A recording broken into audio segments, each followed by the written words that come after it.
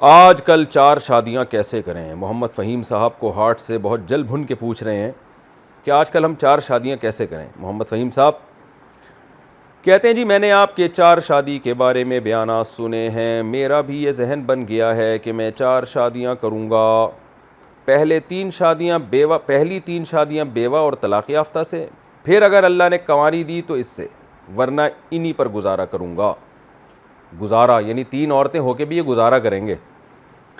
اس بارے میں میری مزید رہنمائی فرما دیں۔ محمد فہیم کوہاٹ صاحب آپ بہت مشکل سے گزارا کریں گے، آپ کی 3 شادیاں ہو جائیں گی۔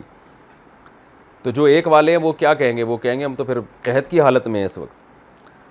تو آپ نے کا جو یہ جذبہ ہے نا، کہہ رہے ہیں کہ میں نے بیانات سنے، میرا ذہن بن گیا کہ میں 4 شادیاں کروں گا، پہلی 3 شادیاں بیوہ اور طلاق یافتہ سے، پھر اگر اللہ نے کنواری دی تو اس سے۔ اس بارے میں میری مزید رہنمائی فرمائیں۔ رہنمائی فرمانے کی ضرورت ہی نہیں ہے، بہترین کام کر رہے ہیں آپ، اللہ آپ کو توفیق دے۔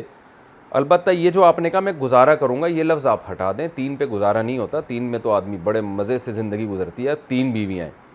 ہاں وہ الگ اس کی ٹینشنیں شادیوں کی، وہ تو سب کے ساتھ ہی ہوتی ہیں، وہ آپ کے ساتھ بھی ہو سکتی ہیں، اللہ تعالیٰ آپ کو استقامت دے۔ تو آپ نے کرنا یہ ہے، رہنمائی فرما دیں نا، رہنمائی یہ ہے کہ پہلی شادی آپ بیوہ یا طلاق یافتہ سے کریں، اور غریب لڑکی تلاش کریں اگر آپ کو اللہ نے مالی حیثیت کم دی ہے۔ زیادہ مالی حیثیت دی ہے تو مالداروں سے کریں، کم مالی حیثیت دی ہے تو آپ نے اپنے سے اتنی کم غریب میں کرنے ہیں کہ جن 3 غریبوں کو آپ افورڈ کر سکیں۔ یعنی ایسا نہ ہو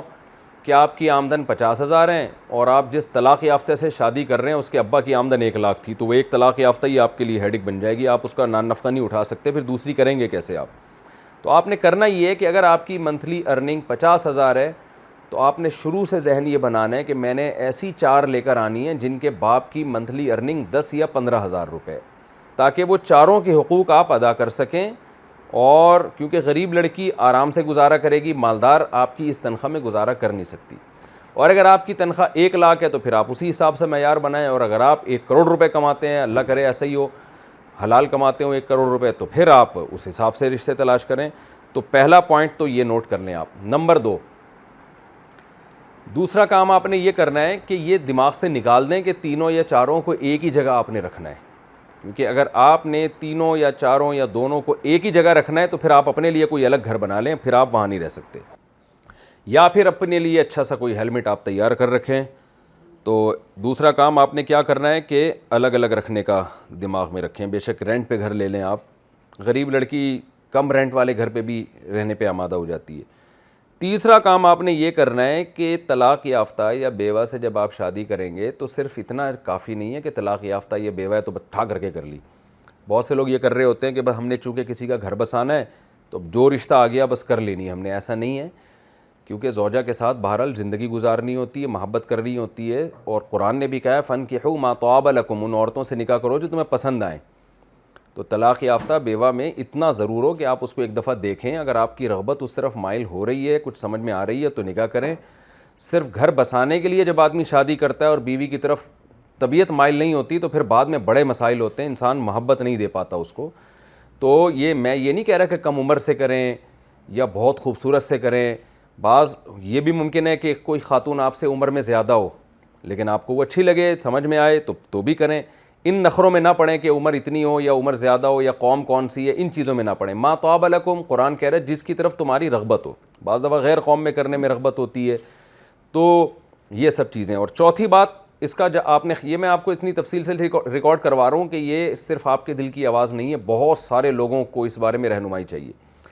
چوتھی بات یہ کہ اگر یہ بیوہ یا طلاق یافتہ کے ساتھ بچے بھی ہیں اور وہ بچے اپنے ساتھ لانا چاہتی ہے تو موسٹ ویلکم، آپ ان سے بولیں ضرور، لیکن آپ ان کو شروع میں ایک بات بتا دیں کہ بھائی چونکہ یہ بچے کسی اور مرد سے پیدا ہوئے ہیں، میرے چونکہ یہ سوتیلے ہیں، تو میں گارنٹی اس بات کی بہرحال نہیں دیتا کہ ان سے میں ویسی محبت کروں گا جیسی میں اپنے بچوں سے کروں گا، کیونکہ انسان اپنے آپ کو ایسی چیز کا پابند نہ بنائے جو بعد میں افورڈ نہیں کر سکتا۔ ایسے کیسز ہمارے سامنے آئے ہیں،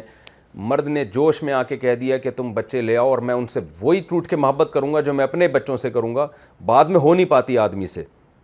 پھر گھروں میں لڑائیاں ہوتی ہیں، اختلاف ہوتے ہیں اور طلاقیں ہوتی ہیں۔ تو اس لیے پہلے بتا دیا جائے ان کو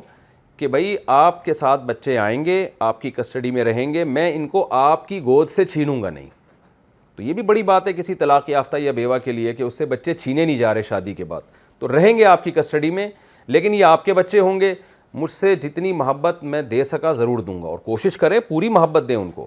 کوشش تو پوری کریں لیکن ایگریمنٹ نہ کریں ایسا کوئی، بعد میں اس کے بڑے نقصانات ہوتے ہیں، اور ان کو پہلے بتا دیا جائے کہ بھائی ان کا وراثت میں میری طرف سے حصہ نہیں ہوگا اور یہ آپ کے ساتھ رہیں گے۔ باقی آپ مجھ سے یہ امید نہ لگائیے گا کہ جو مجھے اپنے بچوں سے جتنا لگاؤ محبت وہ آپ کے بھی بچوں سے اسی طرح ہوگا، یہ میں پہلے سے بتا دوں کہ یہ نہیں ہوگا، یعنی یہ چیزیں کلیئر کر دیں، آپ دل میں آپ یہ نیت کریں کہ میں پوری محبت دوں گا۔ تو اس سے کیا ہوتا ہے کہ پھر عورت کو پہلے سے پتہ ہوتا ہے بھائی بس مجھے اتنا بھی میرے شوہر کا احسان ہے کہ مجھے بچے انہوں نے لانے کی اجازت دے دی، تو پھر آپ جو ہے وہ اس کو محبت بھی دیں دیں تو زیادہ اچھا ہے۔ خرچے کے بارے میں بھی پہلے سے طے کر لیں آپ کہ بھئی یہ بچے آپ لے کر تو آ رہی ہو اپنے ساتھ، تو ان پہ خرچہ کون کرے گا؟ اگر آپ نے خرچہ اٹھانا ہے تو بہت اچھی بات ہے، نہیں اٹھانا تو پہلے سے کلیئر کر دیں کہ بھئی میں 1 روپیہ بھی خرچ نہیں کر سکتا، میں افورڈ نہیں کر سکتا، تو خرچہ ان پہ میں نہیں کروں گا، بلکہ خرچہ ان کے باپ سے لیا جائے یا ان کی وراثت سے یا ان کے جو ددیال ہے جو بھی ہے جہاں سے لیا جائے، تو میں جو ہے خرچہ افورڈ نہیں کر سکتا، صرف آپ کو بچے ساتھ لانے کی اجازت ہوگی، اور اگر افورڈ کر سکتے ہیں تو 100 دفعہ آپ خرچہ اٹھائیں ان کا بھی، یہ تو بہت بڑی ایک بہت ثواب کی بات ہو جائے گی۔ تو یہ مطلب یہ ہے کہ ساری باتیں بالکل 2 اور 2 4 کی طرح پہلے کلیئر کر کے کریں، ورنہ لینے کے دینے پڑ جائیں گے۔ آپ گھر بسانے کے لیے شادی کر رہے ہوگے اور وہ گھر بسنے کے بجائے ایک دفعہ طلاق ہوئی ہے، عورت کو دوبارہ بھی طلاق ہی ہونی ہے پھر، تو یہ ایسا کام نہیں کرنا چاہیے جوش میں آ کے جس کے بعد میں نتائج غلط ثابت ہوں۔